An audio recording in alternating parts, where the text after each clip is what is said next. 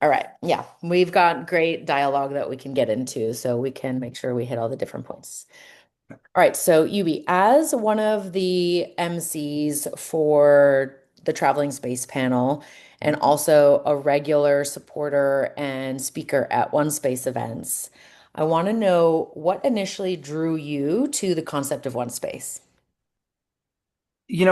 For me, it's the focus on, really creating community for anyone to share their love and their passion and their story about space. Mm. Ultimately, I think we both agree that everyone on this planet has a voice in how humanity goes into space.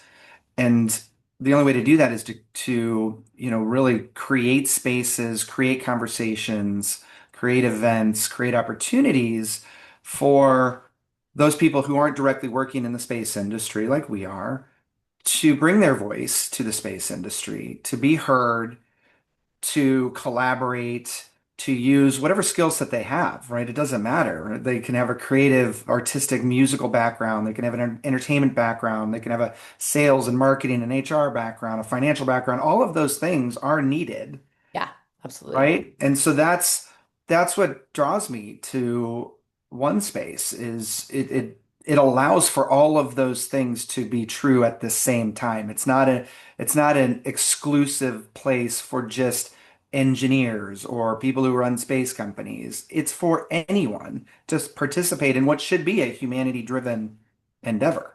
I love that. Yes, a humanity-driven endeavor, and Mhm. also the reminder that like multiple things can be true at the same time, Yes. and all of the different perspectives, all of the different roles are all contributing to that shared vision that we have for space. 100%. Oh, I love that. And you already kind of touched on it, but why does the One Space mission matter to you personally? It gives me an opportunity to be a part of it. I think that's the biggest thing. Like the invite is always there to share my voice, to share my perspective. And that's pretty powerful because most people don't ever get the invite. They don't ever have that chance, right? There's so many systems and obstacles in place that people who really want to share don't ever get that opportunity. And so I think that's the biggest draw for me is I actually have an opportunity, even though I haven't been in the space industry that long. I think you and I both share that, Yeah. right? But here we are sharing what we love about space and what our hopes are for the future of humanity in space. That's beautiful and well said. It's always been this field where I think the majority of thought lies in, oh, I have to be a fighter pilot or an engineer or, Mhm. physics, something very STEM related, which obviously is really necessary. Absolutely. And we need communicators and we need creatives and we need all of the other components to make it very holistic. And I know that the recent initiative as well for One Space is we want to collect those voices, videos from people. What does One Space mean to them? What was their One Space moment that like captured their hearts and their mind and their spirit to come and be a part of this industry? And how, do they see things occurring? Because sometimes it's that one little spark that just ignites an entire train of study, research, thought, R&D, right? And then that's what allows us, like similar to what we do with Traveling Space Panel, we bring all the different voices from these different sectors that normally don't always intersect, don't always Mhm. communicate with each other. And we put them in the same stage, put them in the same room, same podcast, and all of a sudden they're realizing the influence that they have on each other and how the narratives are really like just woven into our day-to-day experience without us realizing what are the biases that we hold. Mhm. Um, how do we overcome them? How do we learn to communicate better so that we can have a platform to elevate everybody's voice? Because at the end of the day, it's all about story. And Yeah. the stories that we attach to matter because we're human beings. We make meaning out of everything. And so, how do we start to align that meaning and make it really powerful? And we need to remind ourselves why, like the fun of it, Yes. why we're doing this. I mean, we love this. Like the future is unimaginable, but imaginable at the same time. and the hope that that brings. I need to remind myself every day, like, why this is fun, because we can get so, narrow focused and trapped in the day to day of Yeah, trying to build something, for example, and we lose that. But this is absolutely. freaking fun. It It's is so much amazing. fun. I have goosebumps now. I know, right? It's like being an adult, we really move into this like, oh, I've got to do so many things. There's targets to hit, like Yeah. optics, what are people going to think? What are, all this stuff we're trying to juggle. And when we really strip that away and remind ourselves like why we started and what's bringing us all here, it's very similar to any like major experience people might go through, whether it's a retreat or Mhm. a medicine ceremony or like a rite of passage, including things like graduating from school or doing your PhD dissertation or having your artwork sent to space or going on, some retreat in the jungle. All of those things like peel back the layers Mhm. to the core, the authentic truth of like, what is this about? And when we really boil it down, like space is all about the explorers and the pioneers and the what, like the imagine ifs, what is possible. Yes. And Yes. I think back to when, and I had this prompt, I forget where the other day, and it was like, think back to when you were 18 or 19. Hmm. The whole world was in front of you. You were more excited than overwhelmed because it was just like all the possibilities of the things you could do and the people you were going to meet and the paths you were going to take. But then we start to go down a path and we get specialized and we do like the things that get us there, but what got us there won't get us to the next place, Right. right? But then we kind of get pigeonholed and we put ourselves in boxes and we say, no, well, no, I got to do this now. When actually it is always, always, always the imagine if, look at all these like vast range of possibilities. And like you said, we can't always fathom them. And that's okay. Yeah. But how can we continually tap back into that like wonder and awe and curiosity rather than like this forced rigid discipline of like, oh, I got to do the thing or else. Yes. Yeah. Stay open. Be open, right? Like be open to any of those possibilities because we get to design the future. Yeah. It's not set in stone like I think a lot of people may feel. We get to design it, and we have great blueprints to go off of. I love Star Trek, that they've to me have created the clearest blueprint of what we could actually truly achieve as a human species. But be open to it. Yeah. Absolutely. Yeah. And Star Trek, great example, that future of this world where there's differences and yet we're all in the same bar hanging out, right? Exactly. And we're able to be side by side figuring things out. And that doesn't mean we don't have disagreements or there's not conflict, the very nature of things being different is that there's friction, but friction creates energy, there's tension, there's heat, there's growth that then comes from that. There's new things that are sparked. And without the contrast, we would not have the experiences that we have that allow us to get to the next level, Yes. right? It's Yes. it's it's actually in that discomfort and in that stretch where it's like, yeah, this is uncomfortable, but I'm going to show up and do it anyway. Exactly. And then also the same point, same time, the other side of that coin is this is uncomfortable and it's detrimental Hmm. to the future of where I want to go or to my safety or to the community. And therefore, actually, I'm not going to push through. I'm not going to force it. And I'm going to take a step back, gain some new perspective, ask for help, reset, and then get some clarity that maybe in the churn of all that activity you couldn't see. Yeah. It's a great point, and it kind of has me thinking about this. That this phrase that I've been using recently on different things, different projects. Humans are going to human, Yes. right? No matter where we go. And I think Star Trek it shows that really beautifully. Even, however many years in the future, that doesn't mean we've given up our humanity. And oftentimes I think, the space industry, there's been too much of a focus on the, grit or the right stuff, which sort of negates, not necessarily negates, but ignores a lot of what makes us human. Mm, But guess what? Humans are going to human no matter where we go. And that includes everything from laughing to desire to food and drink, right? Like all the things that we love doing here, we're gonna do there. Yeah, And so, remaining open to that and planning for that has to be a part of it. And we can't forget that. We can't get so deep in the technical of, well, we've got to build this rocket and this rocket has to do this, or we've only got to build satellites. We have to plan beyond that. All of that is integral, but we have to plan for humans. absolutely.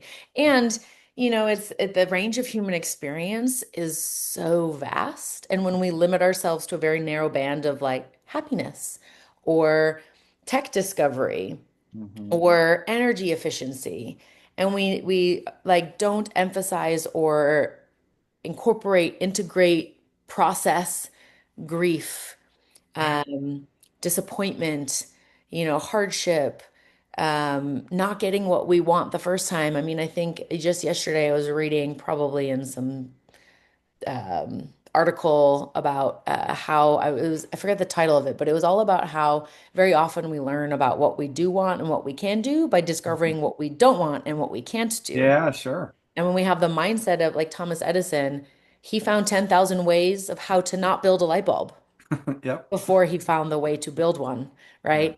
And that's, the persistence and resilience that humanity has. Yeah. And I think when we bring people together in community, we can start to learn and leverage those experiences rather than from the outside looking in, going, wow, they're so amazing. Look at all the things they're doing. It's so pretty, it's so shiny. But on the back end, they experience the same imposter syndrome, Oh, yeah. setbacks.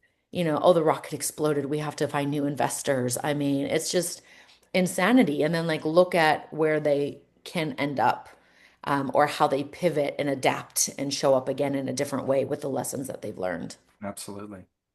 I Yeah, love it. amazing. Well, what aspect of, the future of the community, and when we think about like one space as a community, bringing all the voices of space together, Mhm. what is the most exciting aspect about that for you? I think it's going to be for me when the conversation about space ultimately becomes normal, Mm, like part of our everyday conversation. Like I think that's the exciting part, or at least the exciting outcome that I'm expecting if we do this right. yeah, Right? Like, I mean, just imagine if every day, anybody you run into, the grocery store, on the street, what at a restaurant, and we're all talking about space like it was normal. yeah. It's huge. One day there will be, the conversation of like flying an airplane. Yeah. Oh, I flew to India. It'll be like, oh, I went to the moon last week. Yeah, exactly. Oh, Yeah. I can go to work up in Leo. Yeah. I'll be home for dinner. Like that's crazy, but very possible. Absolutely. And I think for me, this is also very exciting. It's just the things we read about. Like I have things that in Star Trek or in science fiction books I read in middle school that are now reality. Yeah. We're just touching the edge of, and we're discovering things. And there's still so much that we don't know. Like even you look at the medical field, like Hmm. they can't explain certain things. We haven't really figured it out. We think we know, Right. but maybe we only know like a small component of the bigger whole. And when that gets revealed, it's going to shift a lot of things. Yeah. And with that, then, there's going to be change that occurs, but that's really the only constant, right? And Yeah, space is exactly. that almost extreme environment that accelerates the learning and that process. But as it becomes more normalized, it will become more integrated, I feel, within like the psyche of what it means to be human. Well, especially when, like medical breakthroughs, like you mentioned, start to, I mean, we can create, we don't even know what we can create in zero gravity, but they're starting to really focus in on that from a pharmaceuticals perspective. Like we can create all kinds of new drugs. Like the impact on our planet from doing things in space, Yeah. to think about is just incredible. And again, a community like OneSpace offers the opportunity to translate that in a way that does matter Mhm. to the normal everyday human. Because right now we don't do a good job of that. as an industry. We don't do a good job of explaining why. We do a good job of telling, but that's about it. So I think one space can be a conduit for for Absolutely. that translation. That's a great point. It can be, instead of it being like, let me tell you about, Yeah, it's like, let me show you and come experience it. yeah, exactly. So then, from what I'm hearing, is that you're saying that like the community of one space and having one space events that are across the globe with different space events or conferences, different companies, that's really instrumental in shaping the future of how humanity relates to space. I think so because you're combining all the human aspects. Mm, You're bringing all the human aspects to that. You know, a lot of the conferences we've been to tend to be more on the technical side of things. right. So you have to have a space where the human aspects are allowed to shine within that. And I think that's what one space can does bring. Amazing. Yeah, and it's we saw that with the traveling space panel, that first event at Yeah. Ascent. People Yes. were so hungry for that spark of magic that brought them into the industry. That like is what got them excited. And like you said, it's also the discipline of reminding yourself like this is fun. Yeah. I can make it fun. And Yes. even when it's hard, like we can do great things. Exactly. Yeah, amazing. If there was someone that was on the fence about coming to a one space event, no matter which one it is, what would you tell them on why they should join us? You can wear a costume. I mean, again, like it's fun because that you get to be yourself. You get to showcase who you are as it relates to space, and you never know who you're going to meet there. I Yeah, mean, that's, like I think the first event that I went to like this was when I started to meet a lot of the Star Trek family. yeah, Um, and that was something I never thought was even ever going to be possible in right, my lifetime, right? And here I am hanging out with these people who have portrayed characters who I've fallen in love with since the 80s, well, the 60s technically, but it's like, wow, are you kidding me right now? right. And so I think that's it. It's just like give it a chance because you never know. You never know who you're going to meet that could bring you into the space industry, right? That could open up an opportunity for you to actually work in the space industry, for example. Or yeah, like your sci-fi heroes. They're all there because that side of things, they are just as much interested in what we're doing in space for real Right. that they've portrayed on TV for years that was imaginary to them at the time, but now they're actually seeing a lot of it come to fruition. And so they love being a part of it. They love this community because it makes it real for them. So that's Mm, what it is. I think it makes it real for us, events yeah. like this. It makes it real for everybody involved. And yeah, you like I've been at events where like I was co-emceeing with Andy Aldrin, Buzz Aldrin's Ah, son, right? He's a professor at Embry-Riddle. It was my alma mater. Like the connection points you start to find are just incredible. And then all of a sudden, surprise, surprise, more like an astronaut comes in tow with one of their friends. And it's like yes. they're undercover, they're not wearing their suit, and you maybe don't even like recognize them. And then through conversation, it's like, oh my gosh, they were in space last week. Like, Right. how Exactly. cool is that, right? Yes. Um, and you just get your mind open to just how many different roles that exist. What are people looking for? Hmm. And it's just, yeah, it's fun. I love wearing the costumes and, just seeing what people come up with, that creativity coming to life. Totally. It's a great way to be able to be yourself in a space that has traditionally been like the suit and tie, the military uniform, Mhm. like very serious, but now we're realizing like we must bring the humanity back into it. Yeah. And there's the access to space, all of us in this together and not stripping away the things that make us human, which are also the things that drive us to explore and discover. Exactly. Yeah, I mean, it's a great point. That's actually a really great point. That's the driver for what we're all doing. But yet sometimes we forget about that. Yeah. But that's it. It's that humanity piece of it. Yeah. It's huge. Well, I'm excited for future One Space events where we can co-MC and we can host really exciting people. Yes. And usually as MCs, we're really focused on the people we're interviewing. So this time, I want to hear from you. What is one of the firsts in space that really has inspired you or particularly resonates with you? And this can be like a first from before that kind of sparked your interest, or something that's more recent, that's making you feel really alive and excited about space. Mm, my goodness, that's a great question. I think there's a couple things. I think it's one, it's the first images that came back, from the Hubble telescope Mm. of, reaching out into the our solar system. Um, I think that for a lot of us was like, okay, it's not just us.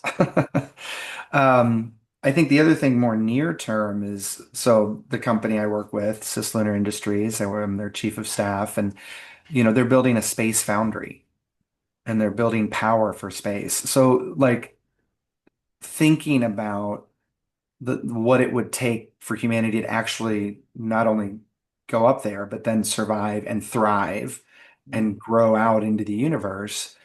It's realizing that there is actually technology here now that can make that happen. It's not science fiction. And so it's learning about all of those technologies and realizing how they all come together to make it possible for us to actually go to space. I think that's just that those things right there are like once people latch onto that understanding, it's a whole other world, literally. Yeah, Yeah. it is pretty amazing. Those photos that come back are just so magical. Yes. Um, I even have in my room at night is like this projector, and the Hmm. technology is so good now that it's like when I was a kid at the planetarium watching the Totally. show. And I used to have the like, those old school press-on glow in the dark stickers on my ceiling. Yes. And I loved that as a kid, and like the green glow, and I thought that was amazing. And now I have basically the Adler Planetarium in my bedroom. Exactly. Goes off after a timer, and I just like look up and I'm like, wow, that's so amazing. And then like drift off into sleep. And yeah, Yeah. it's tapping into that awe. Like, how do you bring the awe into those basic moments of life, like your normal going to Mhm. sleep, right? But that's actually awe-inspiring. The fact that we sleep and we wake up and we dream and come Totally. up with ideas, right? Yeah, Like, right, exactly. it's a good reminder. Yes. Okay. Um, Final question. Okay. What are some of the companies that you most respect in the industry, or who are some of those space pioneers that really inspire you and motivate you to keep doing what you're doing? Oh man. There's so many. I mean, I'll start on the kind of startup commercial side of things where Cislunar lives. I mean, so clearly Cislunar, but like our partners, because we know that we're one piece of the puzzle. And so it's companies like Astroscale or Cal Morris who are creating ways for us to capture space debris Mm, safely and bring it to us, for example, to recycle. It's like Firefly or iSpace, right? Or the other companies who have tackled landing on the moon. And then it's SpaceX and Starship. I mean, yeah, going the other end of things. I mean, the fact that their 10th flight was 100% successful in terms of launching and landing, that now has opened up space for all of us. yeah, And I don't know if people grasp that. Like that's insane. Because yeah, now you can take up 100 people at a time or whatever. And they want, if you launch multiple times a day from all over the world, that's thousands of people that have access to space. yeah. And So that'll it's become tens of that. thousands and hundreds of thousands. I mean, Yes. you look at like flight in the 70s, it was very expensive to fly. Yeah. It was reserved for business people and the wealthy. And Hmm. now it's just a bus in the air. Exactly. Like it's Public very, transportation. can be very inexpensive. It can still be pricey, but it can also be very, Sure. very inexpensive. And the same thing will happen eventually in space. And Andy Aldrin always likes to talk about, like, I'm educating the next generation of astronauts, and they may have children who are Martians because they're born on Mars or born on the moon, Yeah. and then how do we describe ourselves as humans? And so it's like it can be so vast, it's mind-boggling and it's hard to grasp. And a lot of times in the becoming of something, we don't feel it or see it or understand it.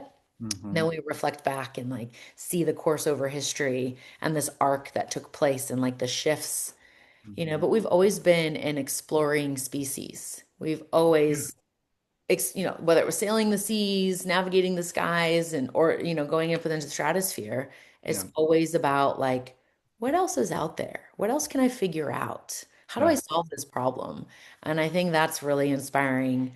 And to find those, whether you agree with the person and who they are, but like what they have achieved and how they've navigated complexity, and shown like, hey, all of you said it was impossible, but look what we can do.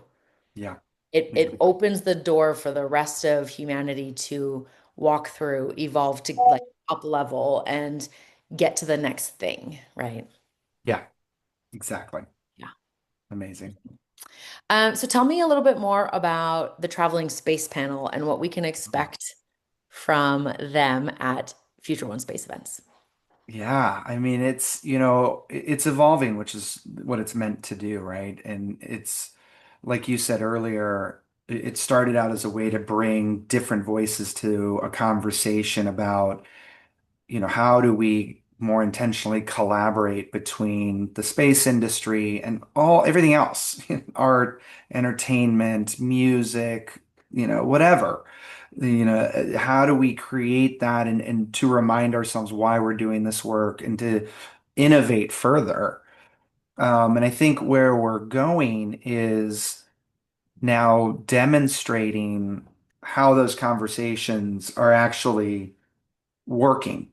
How are we actually now doing things that are more innovative and are more collaborative? How are we getting and bringing all these disparate groups together to actually go out and make something happen? Yeah, I think that's the evolution that we're starting to see, and I think the conversations that people want to have and want to learn about because we had that. I think it's on all of us to make it real. We can talk about it all day long, but at the end of the day, unless we actually make it real, then again, nobody cares. It's just a conversation, whatever. But if we can actually show progress and show, you know, things like actual manufacturing of things in space, I mean, that's a big deal. absolutely. Yeah. So I think, what about you? What do you think? I mean, where do you see us going? Yeah, I mean, so traveling space panel started out with you and I doing the panel at Ascend and Mhm. bringing together these different experts and then realizing how much of a desire there was for this type of conversation to really Yeah. connect back to the human element. Hmm. And so I see the traveling space panel as really being a conduit for the voices of the community of one space to help Hmm. like collect those stories, curate those experiences, and bring that fun, engaging element so that when we do have an event, we're able to pull the strings of different Hmm. perspectives and then like have a narrative from that and like weave it Hmm. together. Because really, it's like that storytelling, right? And that's where people like you and I come in with being the voices and the communicators to translate, if you will, Yep. what's people might be saying the same thing, but they're using different language. They're Yeah. kind of stuck from their perspective. And then we provide that road and that conduit for them to like have translation between each other. And then Yeah. at the one space event, realize like, oh my gosh, yeah, we are all one of these things. And so I think in my submission, I wrote something along the lines of like, what does one space mean to me? It's the proverbial, I'm a drop in the ocean, but I'm also the ocean. So it's like I'm a single Hmm. star and yet I'm part of the galaxy.